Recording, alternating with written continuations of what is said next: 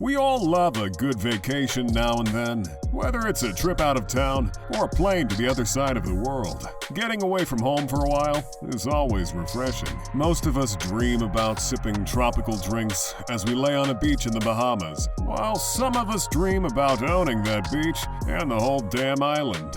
It's not enough to travel to an island for vacation. Apparently, the real fun is owning it. So let's check out just how expensive these private islands can get. Number 10. Cerralvo Island, Mexico. $35 million. 60 miles off the coast of Mexico, east of the city of La Paz, is a massive, uninhabited island. It's 18 miles long and has remained without an owner for some inexplicable reason. This place is perfect. Except maybe for the $35 million price tag. I mean, free is my favorite price tag after all. But even that 35 mil is pretty justifiable. The island is decently sized. It's not too far off from the mainland. It's got a nice consistent climate with warm temperatures, perfect for the summers. And when the rain starts to come, you just hop in your yacht and go to your other private island on the other side of the world where it isn't raining. The landscape is a winner too. It's mountainous and rich with vegetation, really giving you that back-to-basic feel as you sip mojitos in front of your luxury cabin. And if you want to explore the sea, which of course you would, who buys an island because they want to stay dry all the time? The rich sea life and calm waters really make the experience extremely enjoyable. Just remember, the ocean floor does drop off dramatically off the coast of the island, so no sleepwalking, mister, or you'll literally be sleeping with the fishes. Number 9. Charles Island, Bahamas. $39 million.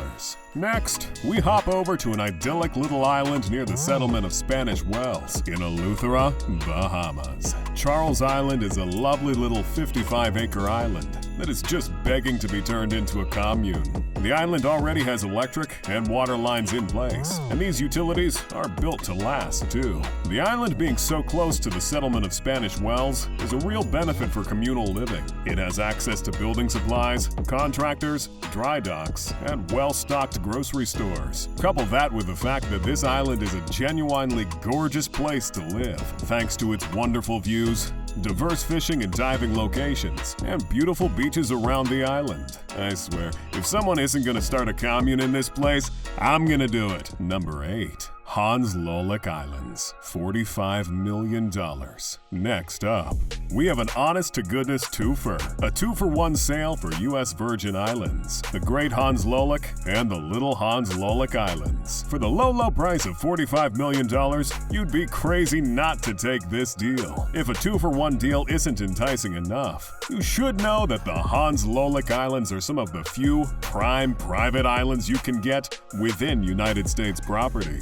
And now that I think about it, I'm not sure if that'll make you want it more or less. Located just north of the significantly more populated St. Thomas Island, the larger of the two islands, Great Hans Lolek, is pretty much the picture-perfect private island paradise. You get 500 acres of breathtaking unspoiled beaches, stunning vistas, palm forests, and most importantly, crystal clear waters. The Runt Island, Little Hans Lolek, might be a much smaller 100-acre island, but it's still just as breathtaking. With a magnificent cotton candy white sand beach, absolute privacy, and breathtaking views of its big brother Great Hans, this island combo might just be the best private islands to come out of the U.S. Virgin Islands. Number 7. Musha Cay, $50 million. Next, we have possibly the most private of private islands. This 600-acre island is part of the islands of Copperfield, a chain of private islands owned by the famous illusionist David Copperfield. You know, the guy that made the Statue of Liberty disappear. In 2006, fresh off his run as the best illusionist to grace our TV screens, I'm sorry David Blaine fans, but facts are facts. Copperfield bought 4 different islands in the Bahamas, and even though he uses Musha Cay as a private resort, it's still surrounded by 3 other islands he owns, making it one of the most secluded private islands out there. Copperfield paid a total of $50 million for this level of privacy, and a further $40 million to renovate Musha Cay. And, lucky for you, you can get a taste of it too, for about $57,000 a night. With a 4-day minimum, of course. David's gotta make that money back somehow. Copperfield bought a total of 11 islands, completing an archipelago known as the Islands of Copperfield, creating a paradise for himself and the incredibly wealthy clientele looking for a taste of this paradise. And I'm not kidding when I say wealthy events on this island can run you a fortune. Fireworks displays and treasure hunt events can cost up to $25,000. Copperfield might not be making any monuments disappear these days, but something's gonna vanish when he's done with your bank account. Number 6. Cayey Chapel, Belize, $65 million. Next, we have a rather large private island bursting with culture and nestled between Guatemala and Mexico's Yucatan Peninsula. Cayey Chapel is bound by 6 miles of pristine white sand beaches, located in the heart of Belize's largest marine sanctuary and perched on the edge of the World Heritage Belize Barrier Reef. It's almost a crime against nature to step foot on its pristine ground, but man must explore. Formerly owned by an OG self-made millionaire, Isaiah Emmanuel Mortar, feel free to pause and Google him. Cayey Chapel has maintained a forward-leaning philosophy of sustainability and environmental responsibility, choosing to grant guests access to the limitless wonders of the natural world, and not just tearing it down. Barefoot adventures await you on the island, as well as open water excursions to the Great Blue. But it's not all running around in the sand and sunbathing. This still is a luxury island after all. You get to enjoy plenty of amazing amenities and services, courtesy of the Four Seasons. The island features a community of luxury Four Seasons private estates, resorts, and you get to enjoy an 18-hole White Shark golf course. I'll be waiting for that sponsor check in the mail, Four Seasons. Number 5. Pumpkin Key, $95 million. Located in the sunny state of Florida, this extraordinary private island might be the smallest one on this list, covering about 26 acres, but boy does it pack quite a price tag. Initially costing $110 million before it's dropped to $95 million. Pumpkin Key is just about 10 minutes away from Miami's South Beach, by helicopter or boat, of course. This might not be the most secluded private island, but I wouldn't recommend swimming to it. Also means getting access to the 3-bedroom main home featured on the island. It comes with 2 caretaker's cottages, a dockmaster's apartment, and a 20-slip marina to accommodate the yacht every rich person in Florida has. You also get access to an entire fully equipped resort with its own share of amenities. At the center of the island are tennis courts that also double as a helipad, and golf cart paths circle the island. You know, for every Floridian's favorite pastime, golf cart racing. If you can't tell, I obviously know a lot about Florida. On top of the panoramic views you get on this island, you also get access to phenomenal fishing, world-renowned snorkeling, and scuba diving. Not to mention that just a few meters off the island, you get access to an oceanfront inn with a full-service spa and salon, and an array of dining and shopping options. But who are we kidding? You're not going to be leaving this island for any reason. Number 4. Isle de Ronde, $100 million. Next, we have one of the largest and coolest islands the Caribbean has to offer, the island of Ronde in Grenada. Sat 5 miles off Grenada, 27 miles off Tobago, and 68 miles off St. Vincent, is a nice little 2,000-acre island, isolated and untouched, with picturesque landscapes, bays, and valleys. It's the kind of place you'd want to buy for no other reason than freshening up your Instagram feed. One nice little touch that'll certainly loosen someone's purse strings is the cave system featured on the island, perfect for swimming through. Speaking of which, thanks to the secluded nature of the island, it's free from runoff and fishing, so you get to chill with this island's stunning marine life. And I mean get real up close and personal with the marine life. The waters around this island are so pristine, you can get superb visibility swimming all the way down to 100 feet. You can fist bump the turtles and get properly freaked out by the eels. Isle de Ronde is also pretty close to the mainland, So if you're one of those incredibly wealthy people who can buy a $100 million private island but doesn't have a yacht for some reason, you can charter a plane, a speedboat, or just go for a brisk 6-mile swim. Number 3.